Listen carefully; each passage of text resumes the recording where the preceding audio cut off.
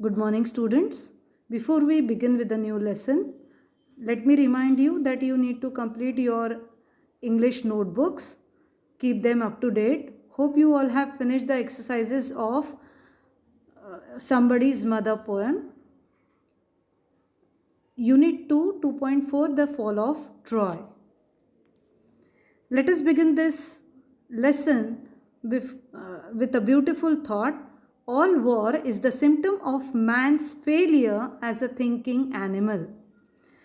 A beautiful quote given by John Suttonbeck. Let us study about who Homer was before we begin with the actual teaching and explanation of the lesson. Homer is the presumed author of the Iliad and the Odyssey, the two main epics of the ancient Greek literature. There are many known beliefs about him, with the most popular one being he was a blind man from Ionia, present day Turkey. These poems are in Homeric Greek or Epic Greek, which shows features of Ionic and Aeolic dialects. The study of Homer is a popular topic of scholarship that has been in vogue since very ancient times. The aims of such studies have been ever changing. The orally transmitted poems were put in written form somewhere between the 8th and the 6th centuries BC.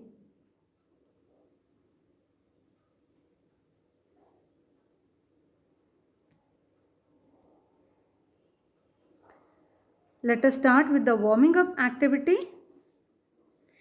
Building a story. It is a group activity. Though it is a group activity, you can do it individually or you can try to take the points on your own and try to build a story. Form groups of 8. The group leader prepares slips of paper for each of the 7 points given below and distributes them among the others. The group sits in a circle taking their seats according to the number on the slip they have. Then each one completes the sentence on his or her slip without sharing it with the others. The group leader collects the slips and reads all the sentences aloud as one continuous passage. Thus, the story makes sense. The group then works on the story to make it more meaningful and interesting. Now, children, if we think each one individually in a group, they will be framing one sentence.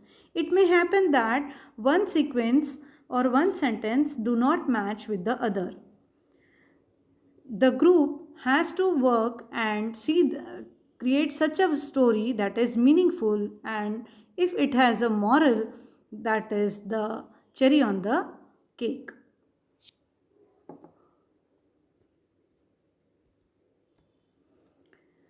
Let us see the points that are given.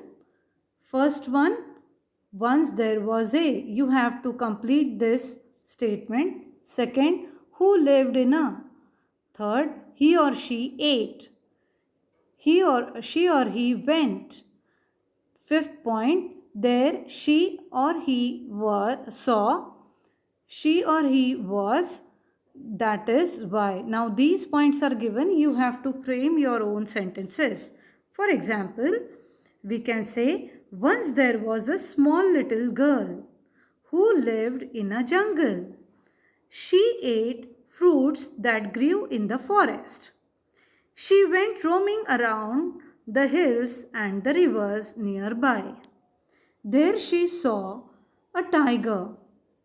She was really scared at that time.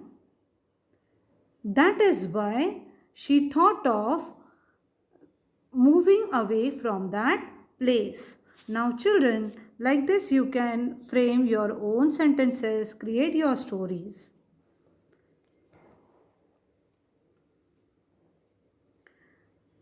The next topic is interviews. Here also you are given the points wherein you can interview a person. A. Why? Form groups of 5. Again, it is a group activity. Choose a familiar character from any one of the epics you know. One person from the group plays the role of that character. Others in the group frame questions related to that character's life.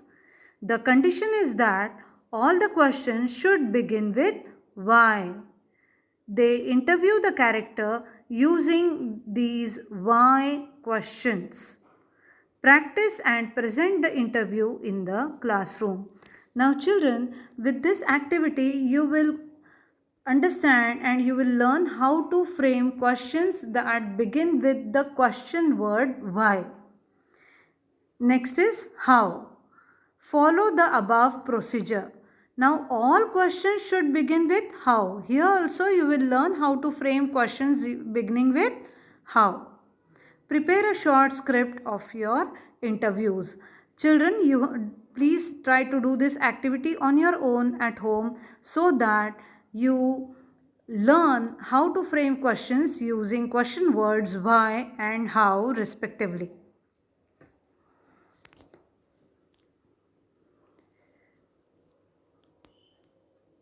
In the next video, we will be learning about the characters of this particular epic, that is the fall of Troy.